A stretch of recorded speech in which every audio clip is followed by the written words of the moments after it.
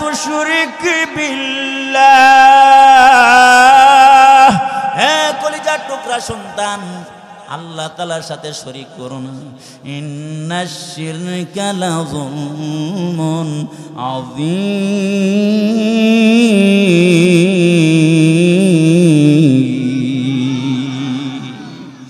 হযরত লোকমান ডেকে বলে, সন্তান রে, শিরকের মতো অন্ধকার বড় গুনার নাই, এই জন্য শিরক করবি না। আল্লাহ তাআলার কাছে লোকমান হাকিমের এই কথাটা এত পছন্দ হলো, আল্লাহ রাব্বুল আলামিন এই কথাটা কোট করে কোরআন হিসাবে আল্লাহ তাআলা স্বয়ং নাযিল কইরা উম্মতে মুহাম্মাদীকে জানা দিলেন, যিনি তিনি। জোরে বলেন কে? আমার ভাইরা, এই জন্য শিরক করা যাবে না। এই ভাই, শিরক করা যাবে না। শিরকের সাথে নাই, আমরা শিরকের সাথে নাই। আমার ভাইরা, এই দুনিয়ার মধ্যে দেখবেন কত মানুষ আছে শিরক করে। আমার ভাইরা, অনেক মানুষ শিরক করে, আবার শিরককে প্রমোট করে। দেখবেন আমার ভাইরা, অনেক মহিলারা দেখবেন মাজারে গিয়া দেখবেন বলে, ও বাবা, সন্তান তো 2টা হয়েছে, 3টা হয়েছে, সব মেয়ে হয়েছে, এইবার যদি মেয়ে হয় তাহলে তো উপায় নাই, আমার ভাত খাওয়ার হইতো না। বাবা, একটু পেটেরটা একটু লক্ষ্য করবেন যাতে করে সন্তানটা ছেলে হয়। বলেন, ছেলে দেওয়ার আর মেয়েদের একমাত্র মালিক যিনি, তিনি কে? ছেলে দেওয়ার মেয়ে দেওয়ার একমাত্র মালিক আল্লাহ। এই জন্য পৃথিবীর কাউকে ছেলে দেওয়া, মেয়ে দেওয়া অথবা সন্তান দেওয়ার পাওয়ারশালী মনে করা কাউকে যাবে না। একমাত্র যিনি সন্তান দেওয়ার ক্ষমতা রাখেন তিনি হলেন আল্লাহ। আমার ভাইয়েরা, 2 নম্বর হলো সাহিবুল বিদাত। যারা বিদাত করবে তাদেরকে রাসূল শাফাত করবে না। কিয়ামতের ময়দানে আল্লাহ রাসূল উম্মতের জন্য পাগল হয়ে যাবে, উম্মতের জন্য দেওয়ানা হয়ে যাবে। আল্লাহ তাআলা হচ্ছেন রব্বুল আলামিন, আর আমার নবী হচ্ছেন রাহমাতাল লিল আলামিন। আমার ভাইরা, আমার আপনার নবী, বিশ্ব নবী রাহমাতাল লিল আলামিন কখনো মাকামে মাহমুদে দৌড়াবেন, সিরাতে আমার ভাইরা আপু সিরাতে দৌড়াবেন, কখনো হাউজে কাউসারে দৌড়াবেন। আমার ভাইরা, এমনই সময় কোটি কোটি উম্মতদেরকে দেখতে পাবেন। উম্মতদেরকে দেখি আল্লাহ তাআলার কাছে আমার ভাইরা সুপারিশ করার জন্য আগায়া যাবেন। আর এমনই সময় উম্মতের মাঝে আর নবী মুহাম্মাদের মাঝে পর্দা পড়ে যাবে, আর বলা হবে, হ্যাঁ নবী, আপনি জানেন না দান মুবারক শহীদ করেছেন, আর আপনার মাথা মুবারকে 2টা কারা ঢুকেছিল। আর আপনার যে উম্মতরা, আমার ভাইরা, যে উম্মতরা আপনাকে তাইফের ময়দানে আর পাথর মেরে ঝাঁঝরার মতো দেহটাকে করে দিয়েছিল, এত কষ্ট করে দুনিয়ার মধ্যে ইসলামকে প্রতিষ্ঠিত করেছিলেন, আপনি দুনিয়ায় থেকে চলে আসার পরে আপনার উম্মতরা তারা মন গড়া ইসলাম মেনেছে। আমার ভাইরা, আজকেও আলেমরা এই মন গড়া পার্টিকে সঠিক পথে আনার জন্য, আলেমরা সঠিক দিন বোঝানোর জন্য চেষ্টা করে। এরপরেও আলেমদেরকে বাইপাস করে, মাইনাস করে, আলেমদের কথা না মানে না, আলেমদের উপরে আক্রমণ করে। আছে না নাই? আই জোরে বলেন, আছে না নাই? আমার ভাইরা, যুগে যুগে আমরা পড়েছি, যুগে যুগে নবীদের উম্মতরা নবীদের উপরে হামলা করেছে। আজকে তার পুনরাবৃত্তি দেখেছি। ময়দানে, টঙ্গের ময়দানে কি দেখতে পেলাম? এই জাতি কি করলো? হাসে এই জাতির রাহবার নায়েবে নবী আলেমদের উপরে আবার পুনরায় আক্রমণ করে বসলো। জোরে বলেন ঠিক কি ঠিক না? যারা আলেমদের উপরে আক্রমণ করে, আমার ভাইরা বুঝতে হবে, ওরা ওই নবীর ওই উম্মতদের থেকে নিকৃষ্ট, যারা নবীদেরকে হত্যা করেছে, আক্রমণ করেছে। চিল্লা বলেন ঠিক কি ঠিক না? যারা নবীদের কথা, আলেমদের কথা মাইনাস করে, বাইপাস করে চলতে চায়, ইসলামকে ভিন্নভাবে মানতে চায়, ওরা ইসলামের কেউ না, ওরা শয়তানের দোসর। আমার ভাইরা, এই জন্য আলেমদের পাকড়া আমার ভাইরা হামলা করতে চায়। যদি তোমরা সঠিক ইসলাম মানতে চাও, এই জামানায় নবী নাই, একমাত্র নায়েবে নবীদের কাছ থেকে দিন শিখে নাও। আমার ভাইয়েরা, কিছু কিছু লোক আছে যারা নিজেরাও বেদাত করে, অন্যদেরকেও বেদাত করার জন্য উদ্বুদ্ধ করে, আছে না নাই? আমার ভাইয়েরা বলেন দেখি, নবীজির রওজায় যারা গিয়েছেন দেখেছেন, নবীজির রওজায় একটা মোমবাতি দেখেছেন? কেউ বলতে পারবেন না নবীজির রওজায় মোমবাতি আছে? কথা কয় না। নবীজির রওজায় আগরবাতি আছে? নবীজির রওজায় তো বড় একটা বাক্স আছে টাকার জন্য, নাকি? না, নবীজির যে সম্মানিত মানুষ পৃথিবীর জগতে নাই, অথচ নবীর রওজায় টাকার বাক্স নাই, নবীজির রওজায় দান বাক্স নাই, নবীজির রওজায় মোমবাতি নাই, আগরবাতি নাই। আমার ভাইরা, যারা মাজার দিয়া যারা আগরবাতির ব্যবসা করে, মোমবাতির ব্যবসা করে, দান বাক্স খাড়া করে, যারা দুনিয়ায় আমার ভাইরা টাকার ব্যবসা করে, এটা আল্লাহ রসুলের খাঁটি উম্মত হতে পারে না, পদ্ধতি হতে পারে না, পথ আর মতো হতে পারে না। এটা স্বয়ং শয়তানের রাস্তা। চিল্লা বলেন ঠিক কিনা? কত হিফজখানা আছে, কত এতিমরা আছে যারা টাকার অভাবে খেতে পাচ্ছে না, করার সুযোগ পাচ্ছে না। ওই সমস্ত মাদ্রাসায় টাকা না দিয়ে ওই পাগলের ছাগলের দরবারে অমুক জায়গায় খেতা বাবা, ও ন্যাংটা বাবা, এই জায়গায় কোটি কোটি টাকা পড়ে আছে কিনা? যে লোক মরছে হে তো মরেই গেছে, হে আর খাইব কোত্থেকে? কিছু সন্ত্রাস আছে, গডফাদার আছে, এগুলোকে কন্ট্রোল করে, তারা খাচ্ছে। চিল্লা বলেন ঠিক কি ঠিক না? আমার ভাইয়ানা, 3 নাম্বার হলো আল হাকিমুজ জালিম। যারা স্বৈরা শাসক হবে, কিয়ামতের ময়দানে রাসূলের শাফাত পাবে না। মিশরের বাদশা হওয়ার আগে ফিরাউন ছিল একটা তরমুজ ব্যবসায়ী, আর একটা কবরস্থানের পাহারাদার ছিল।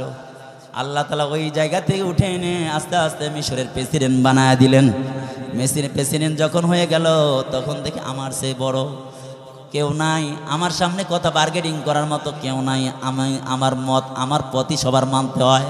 এই জন্য হামান রে ডেকে বলে, হামান রে, আমার সে বড় খোদার জমিনে নাই, তাড়াতাড়ি ঘোষণা করে দেন না রব্বুকুমুল আলা, ঘোষণা করে দে। হামান ঘোষণা করলো। আল্লাহ বলেন, এই ঢিলা দিয়েছি, ছাড় দিয়েছি, ছাড় দেব না, ছাড় দিয়েছি, ছেড়ে দেব না, এবার তরে ধরবো। আখাযনাহুম বাগতা, আল্লাহ তাআলা হঠাৎ করে ধরে ফেললেন। কিভাবে ধরে ফেললেন? আল্লাহ তাআলা ওহী নাযিল করে জানায় দেন, মুসা রে তাড়াতাড়ি আপনার বাহিনী নিয়ে তাড়াতাড়ি চলে আসেন, চলে আসেন, রাত্রিকালীন চলে আসেন। বাহিনী নিয়ে চলে আসলো, এই লোহিত সাগর পাড়ি দিল। এমনই সময় ওই ফিরআউন তার বাহিনী নিয়ে, সবাই জানেন শুধু ইঙ্গিত দেওয়ার উদ্দেশ্য, বাহিনী নিয়ে হাজার হাজার লক্ষ লক্ষ সোলজার নিয়ে আমার ভাইয়ের লোহিত সাগরের মাঝপথে যখন এসে গেছে, এইবার আল্লাহ বলেন, ও পানি রে, তাড়াতাড়ি দইরে ফালা। লক্ষ লক্ষ সোলজারকে মাছের খাবার বানা দিছে। আর এই অবস্থা দেখা ফিরআউন কয় লা ইলাহা বলতে লইছে, আর জিবরাইল আইসা কাদাটা নিয়ে মুখের মধ্যে ধরছে। যাইতে হয় কি কস তুই? জীবন ভরা জ্বালাইলি, জীবন ভরা জ্বালাইছস, আবার দাদার কাছে গিয়ে আবার জ্বালাবি, এটা তো মানা যাবে না। জোরে বলেন ঠিক কিনা? আমার ভাইরা, ও দোস্ত, খেয়াল করে কথাগুলো বোঝার জন্য চেষ্টা করবেন। আমার ভাইরা, মিশরের লোকজন এসে বলে, ফিরআউন আপনি না খোদা? তাহলে খোদা যদি হন, তাহলে আমাদের প্রয়োজন পূরণ করতে হবে। আমাদের পানি নাই, পানির অভাবে আমরা আবাদ করতে পারি না, পানির ব্যবস্থা করেন। এবার নীল নদ শুকিয়ে গেছে, ফিরআউন মাথা খারাপ হয়ে গেছে। আসলে তো আমি খোদা না, আসল খোদা তো আমি না, পানি কেমনে দেব? রাত্রিতে উঠা নীল নদের পাশে পাহাড়ের পাদদেশে গিয়া আমার ভাইরা ওযু কইরা মালিকের দরবারে হাতটা উঠাইয়া বলে, মালিক আপনি তো আসল খোদা, আমি তো ধোঁকাবাজ, আমি তো দুনিয়ার একটু মজা লইতে চাই, আল্লাহ তুমি পানির ব্যবস্থা কইরা দাও। এই কথা বলে পাহাড়ের চূড়া থেকে যখন নামা আরম্ভ করেছে, আমার ভাইরা পানি কি লোহিত সাগরে নীল নদে পানি কি প্রবাহিত হইতে আসে কিনা দেখার জন্য নামতেছে, টেনশন মাথায়, যদি পানি না আসে তাহলে খোদাইত্ব তো চইলা যাইবে। আমার ভাইরা এমন সময় টেনশন কত রে, এমন সময় জিবরাইল এসে কি বলে মানুষের সুরাত দইরা কলম আর কাগজ লইয়া একটু বলে, স্যার দাঁড়ান, আসসালামু আলাইকুম স্যার একটু দাঁড়ান, তুই করতে আলি রে, এইখানে কথা বলার সময় নাই। বলে স্যার একটু কথা, কি কথা বলেন দেখি, একটা বিচার করতে হবে। কি বিচার? বলে স্যার বলেন দেখি, আমি একটা লোকরে গোলাম হিসেবে কিনে নিয়ে আসলাম, বাড়িতে কাজ করতে দিলাম, আমি গরু ছাগল বুঝা দিলাম, ঘর বাড়ির কাজগুলো বুঝা দিলাম, সব বুঝা দিলাম, আর বললাম কাজগুলো করবা, ঠিক মতো খাইবা, রুটিন মাফিক কাজগুলো করবা। কাজ করতে করতে করতে করতে করতে একদিন দুই দিন কয়েক বছর যখন হয়ে গেল, আমার বাড়ির গোলামটা স্বয়ং নিজেই বাড়ির মালিকানা দাবি করে বসলো। বলেন দেখি এই গোলাম রে কি করার দরকার? তখন ওই ফিরাউন ডেকে বলে, এমন গোলামকে এই নীল নদে চুবে চুবে মারা দরকার। জিবরাইল মানুষ রূপে সেটিকে বলে, তাহলে স্যার একটু দরখাস্ত দস্তখত দেন। যারা গোলাম হইয়া মালিকানা বাড়ির মালিকানা দাবি করে বসে, তাদেরকে এই নীল নদে চুবা চুবা মারা দরকার। এই যে কথাটা বললেন, একটু দস্তখত দেন। দস্তখত দিয়ে দিল, সিগনেচার হয়ে গেল, কাগজটা নিয়ে চলে গেলেন। এইবার যখন আল্লাহ রব্বুল আলামিন ধরলেন, এই ধরলেন, আয়াত বলার টাইম নাই, লম্বা লম্বা আয়াত। আল্লাহ বলেন পানিরে মিক্সার হয়ে যা, পূর্বের মতো হয়ে যা, আহারে রাস্তা যে ছিল সব বন্ধ হয়ে যা। এবার যখন দেখি পানিগুলো মিশে যাচ্ছে, তখন তো ফিরাউনের মাথা খারাপ হয়ে গেছে, বলে এটা তো আমার রাস্তা না, আল্লাহ তো মরণ ফাঁদ দিয়েছে। এই জন্য রাজাকার শব্দটা বলছি তো বলছি, এতদিন ঘৃণার চোখে বলছি, এখন তো আল্লাহ রাব্বুল আলামিন একজন জগৎ বিখ্যাত কোরআনের পাখি একজন আলেমের কারণে আল্লাহ রাব্বুল আলামিন এই শব্দটাকেও সম্মানের কাতারে দাঁড় করে দিছে। আমার ভাইরা, এই ফিরাউন যখন লা ইলাহা ইল্লাল্লাহ বলবে, মূসা কালিমুল্লাহ বলবে, এবার জিবরাইল এসে দস্তখতলা কাগজটা সামনে পেশ করে, দেখো বলো দেখি দস্তখতটা কার? দস্তখতটা তো আমারই মনে মনে হইতেছে আমার। ভাই তুই জানোস না, না ফারমান, তুই তো ছিলি গোলাম, কিন্তু কেমনে তুই বলি আনা রব্বুকুমুল আলা, আমি সবচেয়ে বড় খোদা। তুই ছিলি গোলাম, তুই গোলাম হইয়া কেমনে তুই খুদা দাবি করলি, খুদাই তো দাবি করলি। আজকে তোর উপায় নাই, উপায় নাই, আল্লাহ তরে দইরে ফেলাইছে, তরে শুটকি মাছ বানাইয়া মিশরের পিরামিড জাদুঘরে কিয়ামত পর্যন্ত রাইখে দিবে। যারা স্বৈরা শাসক হবে, যারা জুলুম করবে, আলেমদের উপরে জুলুম করবে, নেককার বান্দাদের উপরে জুলুম করবে, বিভিন্ন সময় বিভিন্ন সূরাতে আল্লাহ তাআলা শায়েস্তা করেন। এক এক সময় আমার ভাইরা নৌকা ডুবাইয়া, এক এক সময় পানির মধ্যে চুবাইয়া, এক এক সময় হেলিকপ্টারের মাধ্যমে পালাইয়া পালাইয়া, জোরে বলেন ঠিক কিনা? আমার ভাইরা বলতেছিলাম, ও দোস্ত, আল্লাহ তাআলা জালেমকে কি করবে না? ছাড়বে না। আল্লাহ রাসূল বলেন জালেমদেরকে শাফাত করবে না। 4 নাম্বার হলো কুল্লু গালিন, প্রত্যেক ওই অপরাধী যে অপরাধ করবে নিজে দোষ চাপা দিবে, অপরের উপরে হামলা করবে একজন, মামলা পড়বে আর একজন, আছে কি নাই? আমাদের সমাজে এই ধরনের লোক আছে না? অন্যায় করে একজন, তার সাজা ভোগ করে আর একজন।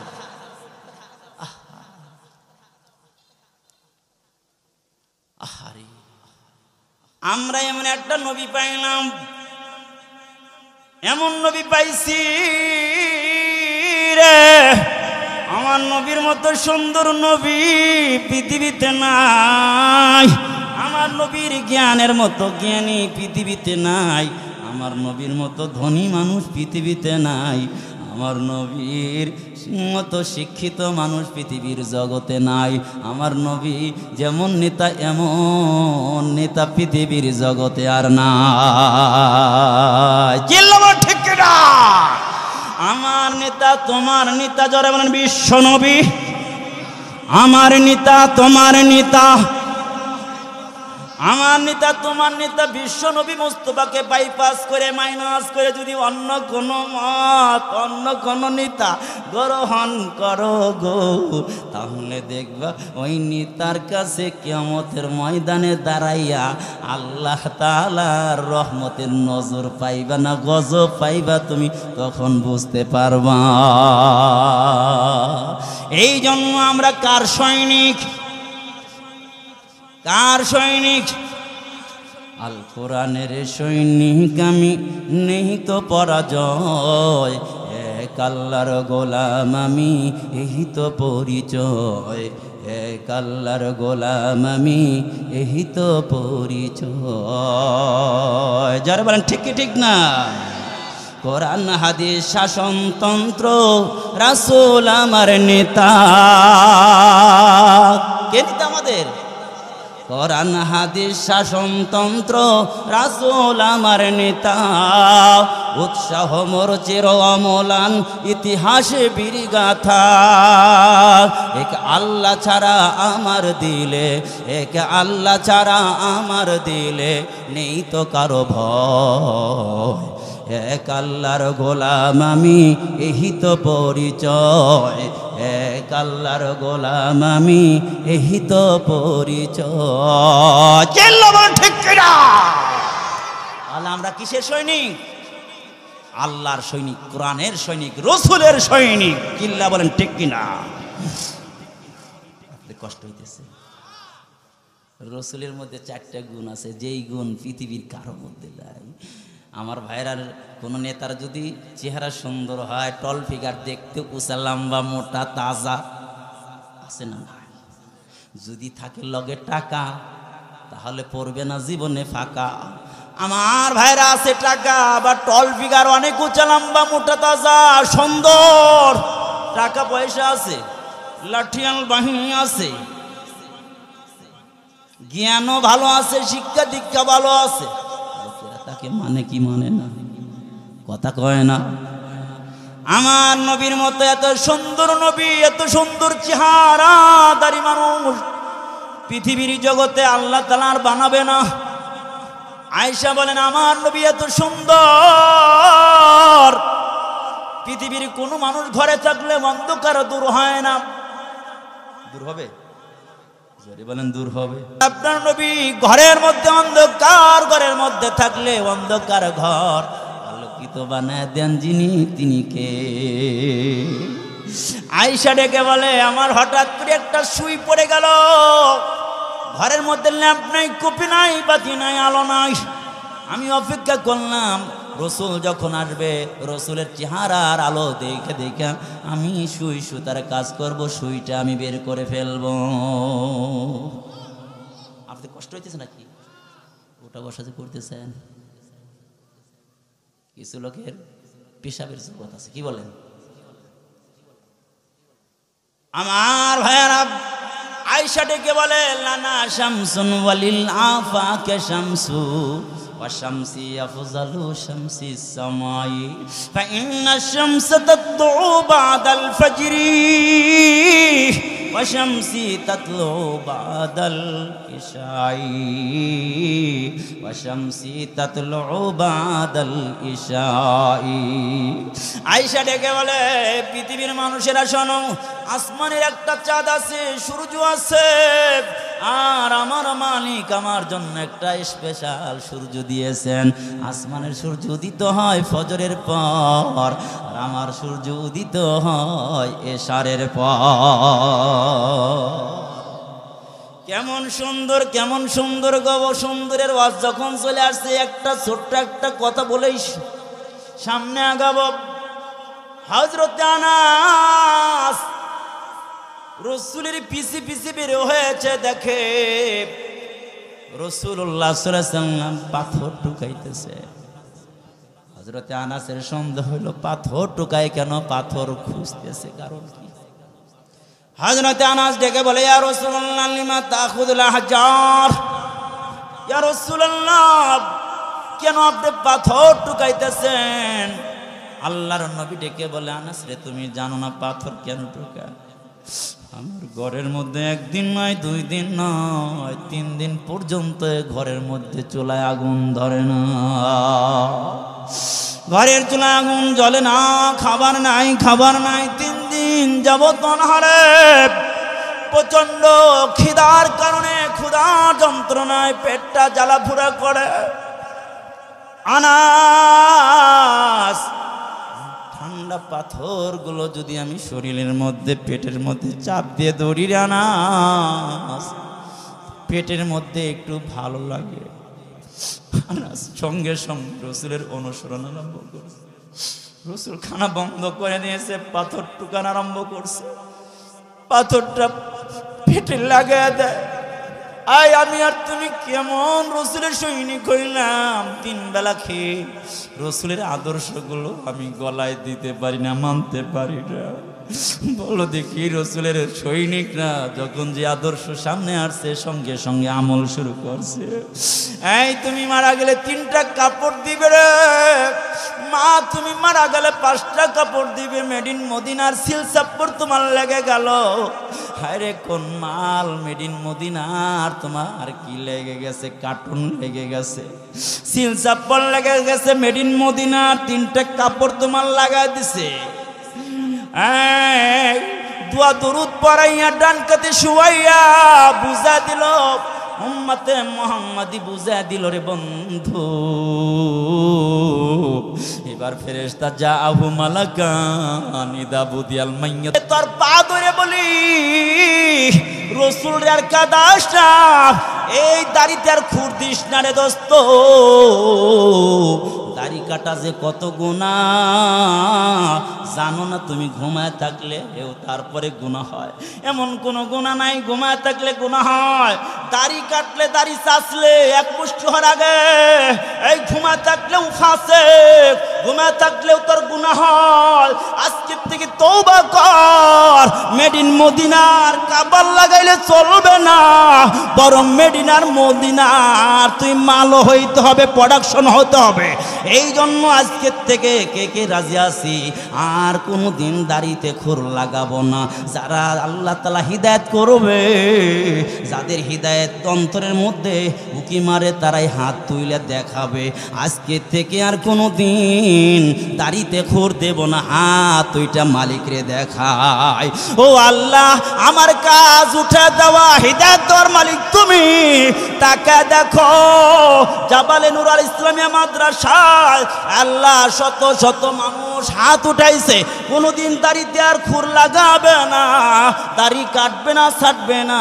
আল্লাহ তাআলা তুমি কবুল আর মঞ্জুর করে নাও, বলেন আমিন। হাত নামাই আমার বেটা আল্লাহ রাসূল ডেকে বলে, ও দোস্ত আল্লাহ রাসূল ডেকে ডেকে বলে, একটু জিকির লা ইলাহা ইল্লাল্লাহ, জোরে লা ইলাহা লিল্লাহি তাকবীর, লিল্লাহি তাকবীর। মুসলিম হযরত মাওলানা সাদ সাদির আগমন, হযরত মাওলানা সাদ সাদির আগমন।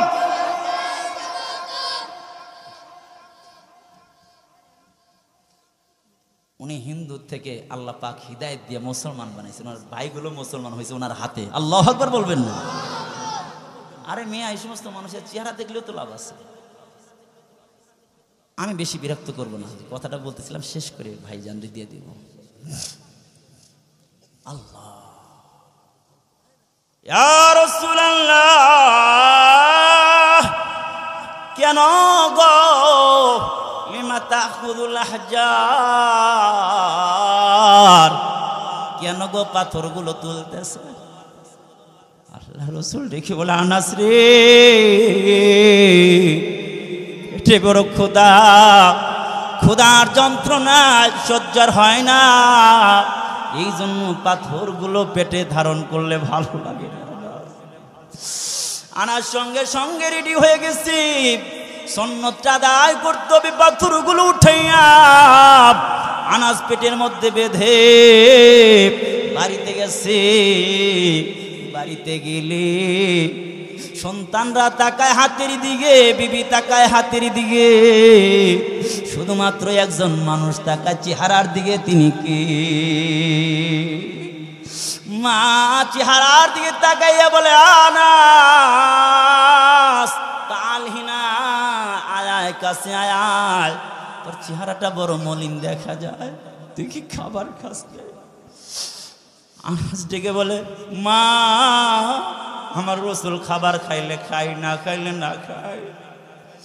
ঘরের মধ্যে ঢুকলেন আনাস, ঘরের মধ্যে ঢুকে এই কথা বল, দিলের কানটা লাগায় অল্প 5 মিনিট, এদিকে দিলের কানটা লাগায়। রাসূলের ব্যথায় ব্যথিত যদি হতে পারি, রাসূলের মহব্বত নিয়ে যদি যেতে পারি, আবেগ আর মহব্বত ভালোবাসা যদি আল্লাহর দরবারে একটা কবুল হয়ে যায়, কিয়ামতের ময়দানে উম্মতে মুহাম্মাদের সার্টিফিকেট দেবেন আল্লাহ রাসূল, তার লগে আল্লাহ পাক জান্নাতের ফয়সালা করবেন। আনাস ঘরের মধ্যে ঢুকে গেছে, শুয়ে পড়ছে, পাঞ্জাবিটি উঠাইছে, দেখে আনাসের মা, দেখে পেটের মধ্যে পাথর। মা কি আর সহ্য হয়? কয়েকটা খাবার, কয়েকটা খেজুর নিয়ে দিছে, আনাস তোমার এই অবস্থা কেন, খাবার খাও। আনাস চোখের পানি ছেড়ে কান্দে আর ডেকে বলে, মা আমি এমন নবীর কাছ থেকে আসলাম যে নবীর মা নাই রে বাবা। আমি দেখি নবীর কত মানুষ আঘাত করে, কত মানুষ কথা বলে, কত মানুষ কষ্ট দেয়, কত মানুষ গালি দেয়। নবীর বাবা নাই, মা নাই, নবীর পেটে খাবার নাই, কেউ তো দেখে না। আরে আমি আনাস, আমার মা তুমি। ঘরে আসার পরে আমার চেহারাটা দেখে বুঝতে পারলাম, আমার সামনে খাবার নিয়ে আসলাম। মা বলো তো, মুহাম্মদের মা নাই, বাবা নাই, তারে খাবারটা কে দিবে? এবার আনাসের মা চোখের পানি ছেড়ে কান্দে আর বলে, আনাস তুমি গিয়ে মুহাম্মদ রে দাওয়াত দিয়ে আসো, তবে বলবা রাত্রে যেন আসে, কারণ শুনেছি মুহাম্মদের মতো সুন্দর মানুষ আল্লাহ দুনিয়ার জগতে বানায় নাই, আজকে তা বাস্তবে দেখবো রাত্রিতে। আনাস দর দর আল্লাহ রাসূলের দরবারে চলে গেছে। আনাস গিয়া বলে, ইয়া রাসূলুল্লাহ, আমাদের বাড়িতে দাওয়াত। আল্লাহ রাসূল আনাস তার মায়ের কথা ব্যক্ত করার আগেই আনাসকে ডেকে বলে, আনাস রে, তোদের বাড়িতে যাব, দাওয়াত খাবো, তবে দিনে যাব না, রাত্রিতে যাব। কারণ হলো আনাস ঘর থেকে রাসূলের দরবারে পৌঁছার আগে মেসেজটা যিনি মুহূর্তের মধ্যে জানায় দিয়েছেন, তিনি কে? জোরে বলেন কে? এই সবাই বলেন কে? আল্লাহ পৌঁছা দিছেন। আল্লাহ মুহাম্মদ সাল্লাল্লাহু আলাইহি ওয়াসাল্লাম রাত্রিতে চলে আসলেন। রাত্রিতে আসার পরে আনাসের মা আনাসরে ডেকে বলে, আনাসরে এই জায়গায় দাঁড়া। আনাসের এইরকম এই যে কাদের উপরে থুতনিটা রাইখা আনাসের মা নাজরাত উম্মু আনাস ইলান নবী সাল্লাল্লাহু আলাইহি সাল্লাম মাররাতান ওয়া নাজারাত ইলাল কামারি মাররাতান, একবার রাসূলের দিকে তাকায়, আবার চাঁদের দিকে তাকায়। আনাস ডেকে বলে, আমি যেন গরম পানি আমার কাদের মধ্যে পাই, আমি অনুভব করলাম, তাকে দেখি আমার মা আস্তে আস্তে কান্না করতেছে। আমি বললাম, ইয়া উম্মি লিমা তাবকি, ও মা তুমি কেন কাঁদো? আল্লাহর নবীরে দেখে তোমার কি ভালো লাগলো না, তুমি কাঁদো কেন?